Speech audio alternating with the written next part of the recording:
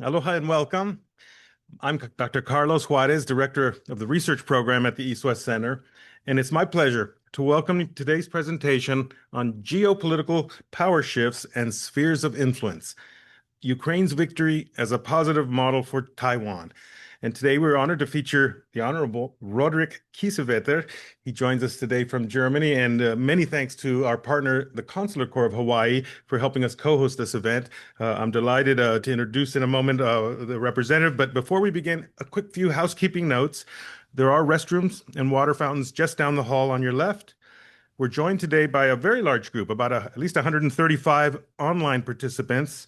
And of course, the room here has been oriented to ensure their view.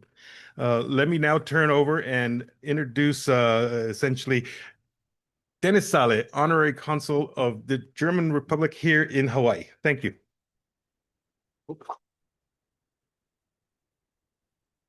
Thank you very much, Carlos.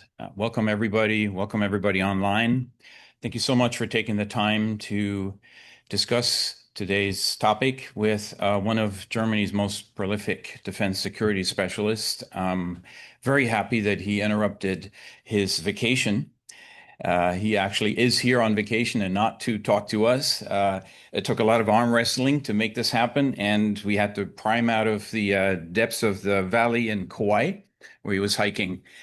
So thank you very much, Mr. Kiesewetter, for being here. Ladies and gentlemen, it's a great privilege to introduce our guest today, Roderich Kiesewetter, a prominent member of the German Bundestag for the Christian Democratic Union, CDU. Before entering civilian political life, Mr. Kiesewetter served as a general staff officer in the Bundeswehr, retiring with the rank of colonel in 2009. He served at both the EU Council in Brussels and the NATO headquarters, including an assignment as executive officer to the Chief of Staff at Supreme Headquarters Allied Powers Europe in Belgium. As a directly elected member of the Bundestag, Mr. Kiesewetter has been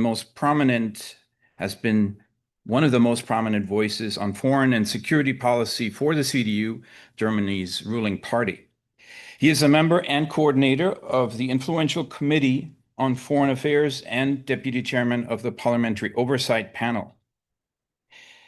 It is hard to overstate Mr. Kiesewetter's influence on the public discourse on the reshaping of German and European defense strategy. His advocacy for the reform and buildup of Germany's military, especially since the Ukraine invasion, and his contributions to the national security strategy debate have been critical in the country. We owe Mr. Kiesewetter our deepest gratitude for coming here today, and I want to also mention his brother Carsten, who is Germany's first liaison officer at Indo-Pacific, who eventually did all the arm twisting. So thank you, Carsten, for doing that. And please join me with an extended warm welcome to Colonel, retired, and member of the German Bundestag, Roderich Kiesewetter.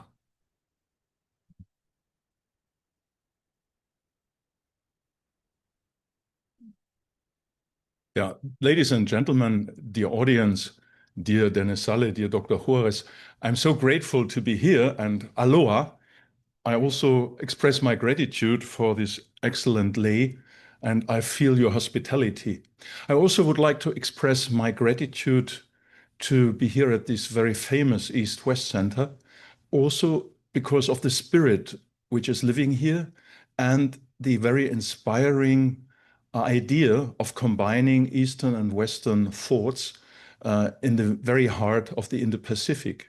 And this region is also very important for me as a German because, well, I would like to say not only 40% of our trade is created here, but here is the heartbeat of the future and not in the old Europe. So Europe has to adapt, and I will speak a little bit about that. But before doing that, I also would like to express some feelings I had in the last 2 weeks, not because my brother is here, but especially because of that what I have experienced together with my spouse here on Oahu and on Kauai, the Napali Coast, the Waimea Canyon, but also the heritage on Kauai, but here the Manoa Valley, and my gratitude to our Honorary Consulate, the Veterans Day on the 25th of May. So all together brought me also to the USS, to the Arizona, and standing above the remains of more than 900 men and women killed in action some more than 80 years ago, and the way how you remember this filled my ears with tears. Let me say that, because we have to remember what our ancestors have fought for and what currently we are experiencing. So I would like to come to my little speech, and I'm looking forward to your critical questions, and please question also me. We experience a shift of power, that's true. But what we also experience is a challenge of the rule-based international order. This challenge is undertaken by a small number of countries, but they are cooperating much better than the supporters of Ukraine, for example. We see the influence of China combined with Iran and North Korea in supporting Russia's war against Ukraine, North Korean soldiers, North Korean ammunition, Iranian drones, and Chinese dual-use goods. And the reverse from Russia, the revenues with knowledge about space technologies, satellite technologies, and also resources.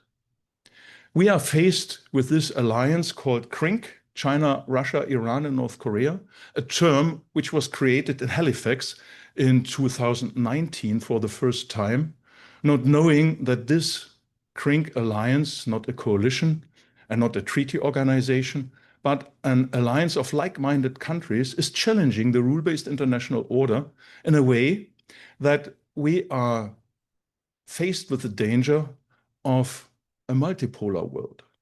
And the key question for us Westerners must be, do we want a multipolar world which is based on the Charter of United Nations or by the right of might? And therefore, we see that a geopolitical power shift and spheres of influence is really a moment in history which is challenging us. We find ourselves in a world increasingly challenged by these autocratic alliance of CRINK. And this is an adversary entente deeply committed to dismantling the international rules-based order through hybrid cognitive and geoeconomic warfare. This alliance seeks to expand its spheres of regional influence and impose its social system and rules within those areas. The social system in CRINK rules within those areas, and the states are characterized by dictatorship, terror, and oppression. We must understand that CRINK are not status quo powers, as was the case in the past, for example, with the rivalry between the West and the Soviet Union during the Cold War. These CRINK states wage wars of aggression, attack our critical infrastructure also by sabotage, also in Germany, and spread their ideology. Key military zones are emerging within these spheres of influence, where CRINK is intensively engaged in shaping the battlefield.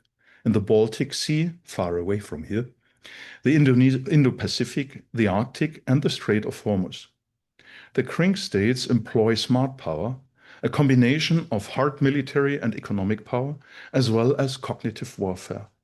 The war is being waged simultaneously on 3 battlefields. And we Germans always make the mistake to think that the battlefields always are military.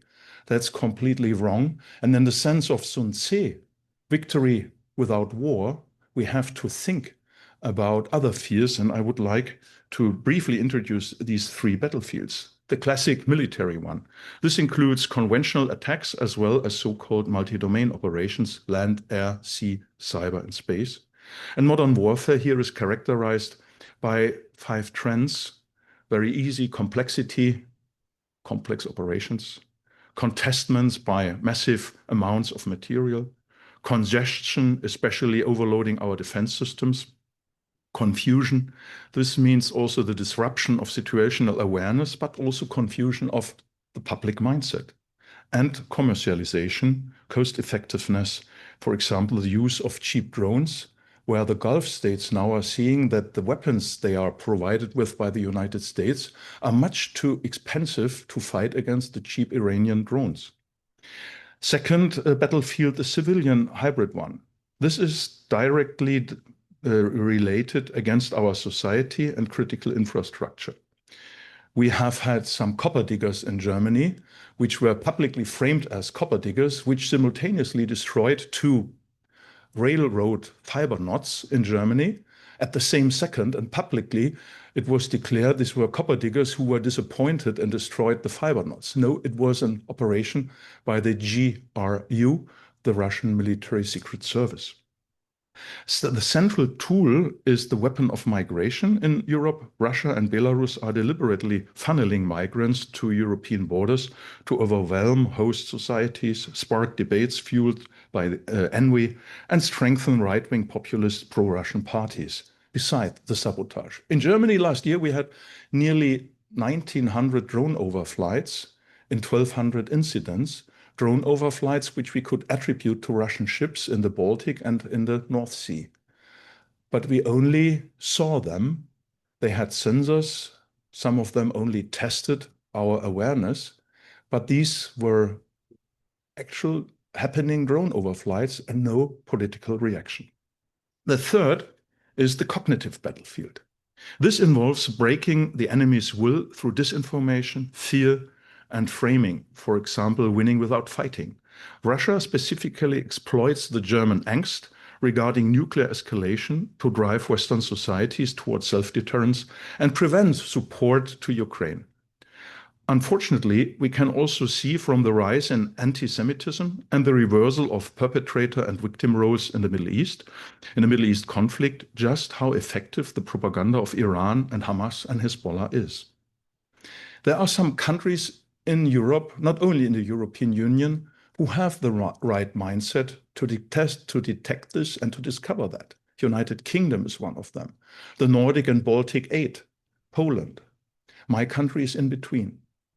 So Russia's focus to influence the societal cohesion in Europe is mainly focused on Germany due to our past, but also to the weakness of our mindset. We are trying to appease, we are trying to negotiate, but our belief in negotiations is exploited by Russia, who negotiate what mine is mine and yours is negotiable. And we believe there is a serious interest if both parties come together and negotiate, they negotiate about us. And we are not able to formulate and stipulate expectations towards Russia. For example, Russia to accept the right of existence of all of its neighbor states. And therefore, it's of utmost importance for us in Germany to understand and learn from UK, the Nordic Baltic 8, and the Polish Republic, because they know much more about the pressure from Russia, and they know much more also about the experience with Germany. Our rule, or our lesson identified after 1945 was never war again, never National Socialism again. The rule of our neighbors who we destroyed, who we invaded, was not never war again. It was never defenseless again.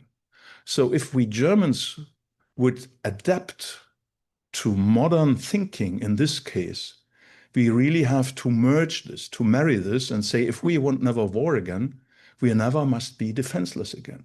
And this is the stage, the current stage of Germany. And there is a contest between those wanting to appease with Russia and those who say we have to include Ukraine in our own defense system. Ukraine must become a Western nation inside EU and NATO. And there is the break lines within our society. Very exciting. We could debate this later on.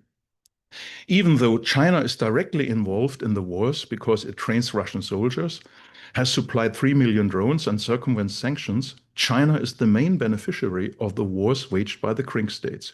It exploits the West and its resources. China observes technological developments on the battlefield, studies the West's reaction, and prepares itself.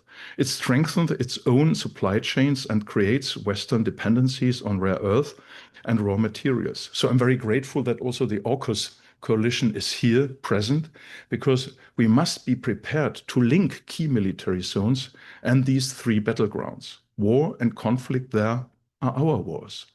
Our presence here is overdue, also the German presence. It is very necessary to interlink. We have one theater of war and at least 2 or 3 battlefields in Iran, in Ukraine, and here.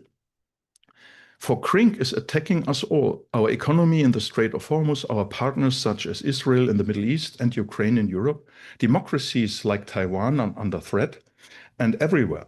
We see that this is a systemic war. CRINK attacks with military means, gray zone tactics, disinformation, sabotage of undersea cables, drones, and missiles using proxies and terrorist groups. They are attacking us. Even in the Baltic Sea, some Chinese ships have left their anchor to destroy underground cables. Happened in 23 and 24. These conflicts and wars ultimately culminate in a conflict between the great powers. China, as leader of the CRINK alliance, challenges the US as leader of the West and bastion of freedom, now in Ukraine and in the future in the Western Pacific and in Taiwan. And not to interfere in domestic politics, it is of utmost importance that we help the United States from Europe's side for a fair burden shift. We have to take over burden from the United States and not request more presence from the Americans in Europe. The music of the future is composed here. So we have to be prepared to take over more burden and responsibility in Europe, also to show the Americans, the United States, that it is attractive to cooperate with Europe, that it is a benefit, that it is an added value to cooperate with Europe. And on the other side, we should show our presence. Presence is deterrence.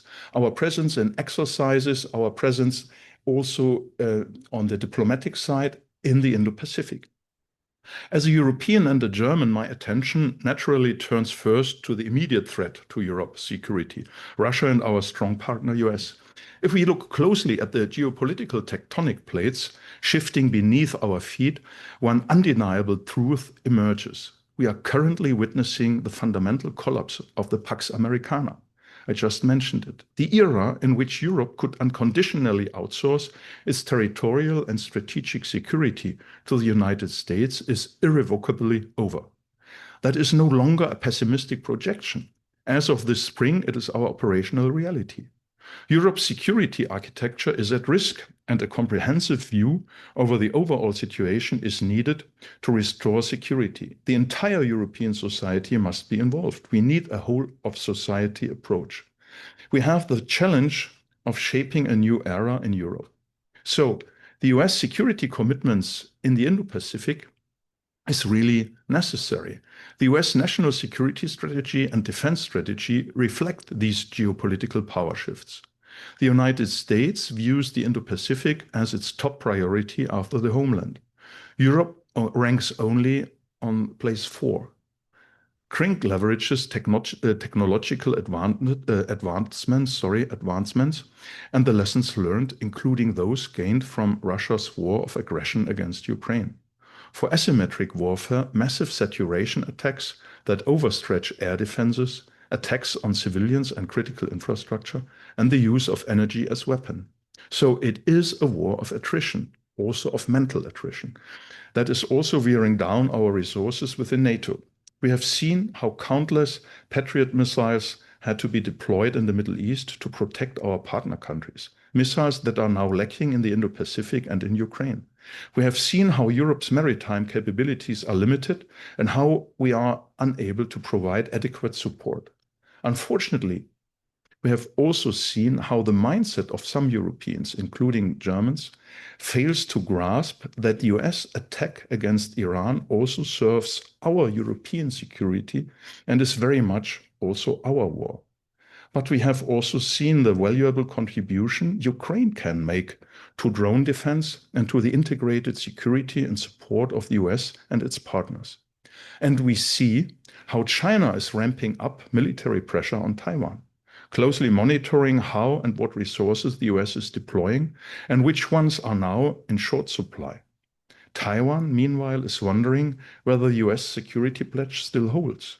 or whether this free and sovereign country will fail victim to a deal between he and Trump amid the shifting balance of power, at the expense of Taiwan, but also at the expense of the United States and the free world.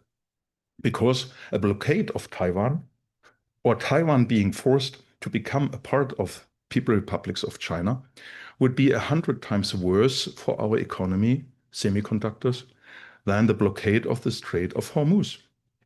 The economic consequences could be catastrophic.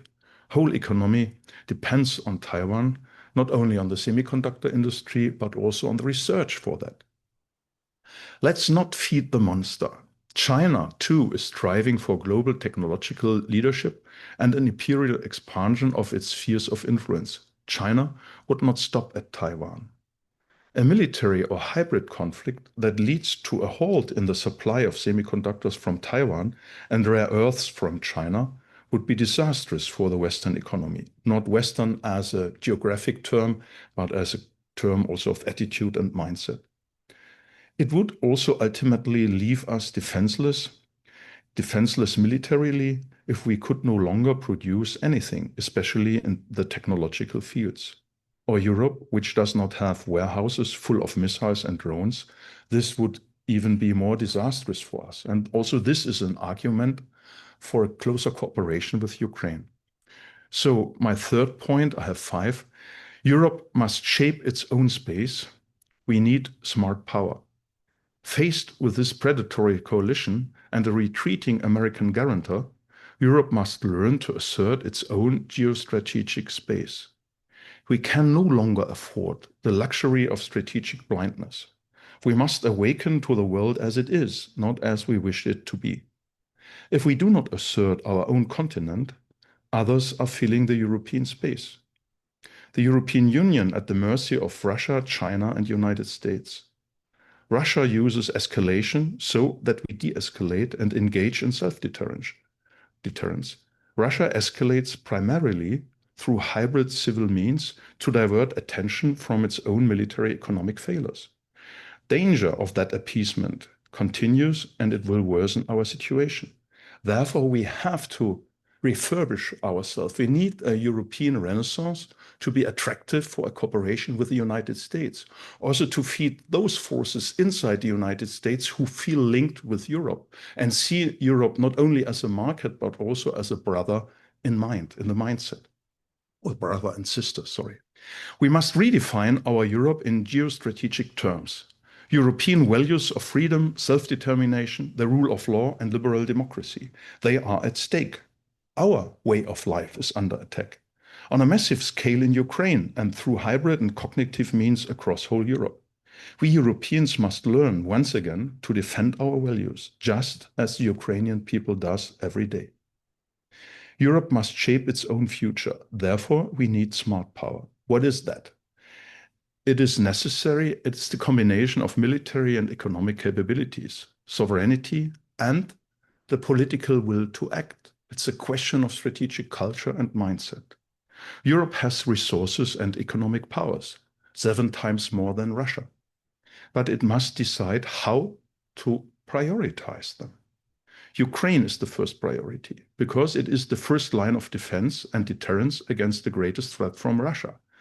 To integrate Ukraine in Euro-Atlantic security structures would ease the situation. In parallel, Russia has to acknowledge the right of existence of all of its neighbor states. That's a political goal, and it is achievable. Second priority, we need an own capacity for independence from the United States, but on the same level of cooperation in the future, and an overall strategy against CRINK, not a strategy against the United States, but being an attractive partner for cooperation with the United States. So we need a renaissance of a renewed transatlantic partnering.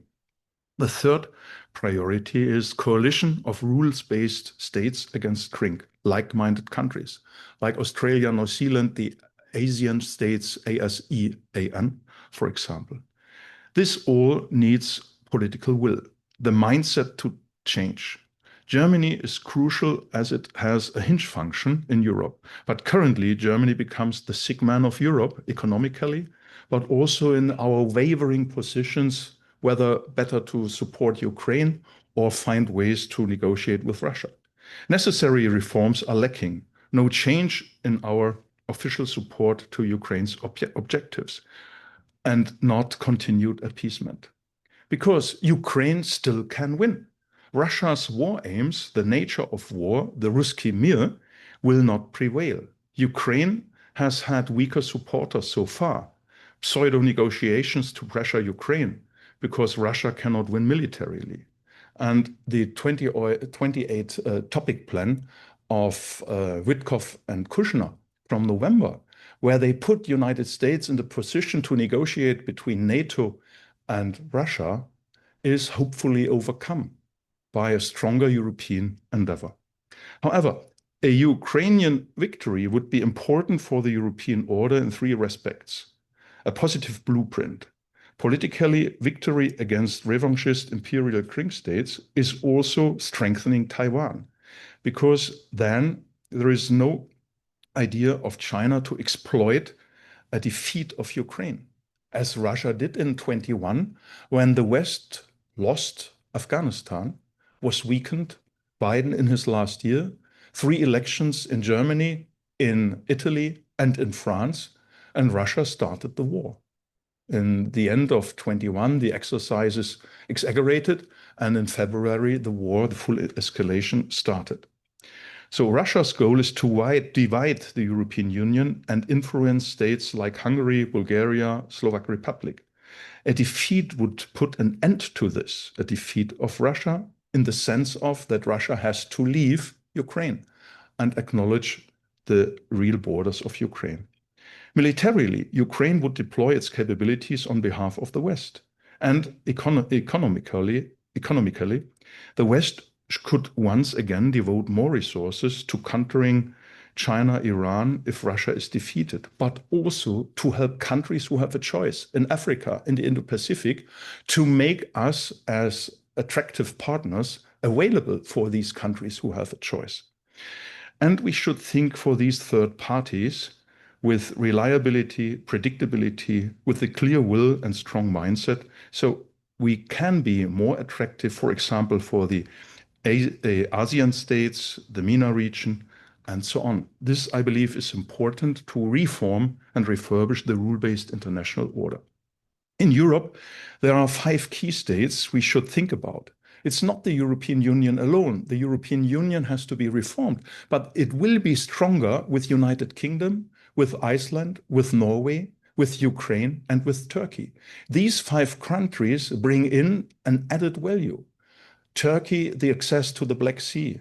Ukraine, all what we have mentioned before, the ability to innovation and a whole comprehensive societal idea. The question of Norway with its resources, but also with its civilian society. The United Kingdom with its navy, with its very strong secret services and mindset. And Iceland, very important for the geo gap containing Russian nuclear submarines. So when we never want to be defenseless or never again defenseless, we have to shape our continents for the future. We just must decide which side we are standing. There is no neutrality in the systemic war. It is about values of freedom and democracy and defending them, also the willingness to defend it. The famous rock and roll singer and songwriter Neil Young, more my generation, sang, "It's better to burn out than to fade away." Well, against burnout, we have psychologists, but against to fade away, we only have the books and history books, and we should not fade away. It is better to fight for one's values and believe in a free and democratic world than to give up and watch those values disappear. Those who do not fight for it have already lost. So if we look to the geopolitical shifts in Europe, the geopolitical shifts of 26 are not temporary anomalies. They are permanent realignments. We have a highly precarious window of approximately 2 years to cement this new. We need this new independent order. 2 years to build deep strike capabilities, to integrate our peripheral allies, and to transform our industrial base. The price of our continued freedom our prosperity, and the preservation of the rule of law is a complete departure from a culture of appeasement toward a culture of absolute resilience. Structural pacifism is a luxury we cannot longer afford. Europe must decide. Will we achieve strategic sovereignty through unified, unapologetic military and economic strength, or will we accept geopolitical irrelevance in an increasingly dark and autocratic world? How can we make us attractive for those in the United States who see a value in cooperation with Europe? If we want a European security order based on the rule of law and freedom, we must never again be defenseless. The same applies to the Pacific. Countries that are committed to freedom and the rule-based order must not be defenseless. They must cooperate amongst each other and grow stronger in order to defend themselves together. So, Ukraine's victory could serve as a positive model for Taiwan. It is in Europe's interest to prevent the People's Republic of China from attacking Taiwan and turning the Indo-Pacific into a Chinese sphere of influence. I see a major opportunity for Taiwan and for collectively deterring China if we in Europe help Ukraine achieve victory and push Russia back. Europe and NATO will emerge stronger through Ukraine and could thus serve as a positive blueprint. Freedom and self-determination will prevail. But vice versa, therefore China cannot have interests Russia to lose. So Ukraine needs to win, that China sees that it is important not to stand aside with a loser. Therefore, Ukraine can and must be a blueprint. Further aggression by CRINK states, escalation of the war, consolidation of the law of the jungle. A sign of the success of the rule-based order is also an argument. A new spirit of Helsinki, peace through freedom and self-determination. Ukraine as a security provider with modern technology and fighting experience can either be an asset to Europe and the West or to Russia and CRINK. So consequences of Ukraine's failure could also be a failure for Taiwan. There will be more nuclear proliferation because Ukraine handed over its nuclear capabilities in 1994 and the guarantees were not helpful. Europe's loss of credibility and appeal. Break with the US as Trump surrounds himself only with winners. So we need to be winners. A blueprint for China to go Indo-Pacific and Taiwan because the Western is weakened by a defeat of Ukraine. China claims the region as its sole sphere of influence. An attack on Taiwan is an absolute trigger point. It would bring the global economy to its knees due to the loss of 60% of the world's semiconductors and also paralyze the European, especially the German industry and defense. So on the other side, the Ukraine victory is a victory of the West, of like-minded nations, defending the rule-based international order. NATO, United States, freedom, it's all in one. I believe we have to do this militarily, hybrid, and cognitive. The United States wants a strong Europe. Only then we are an attractive partner. President Trump would certainly prefer to be part of the winning team and see it as a success for himself if Russia is pushed back and thus loses CRINK. Victory of Ukraine means a victory of the United States against China. With regard to Europe's capability building, it is so important for Europe to develop smart power in order to relieve the burden on the United States as a key transatlantic partner. So the US can focus on the Indo-Pacific and the threat posed by China. We show presence and increase deterrence. So we need to build up an alliance of rule-based states. Let me conclude. Presence is deterrence. American presence in Europe and European presence by selected states here in the region. Strength, capabilities, mindset.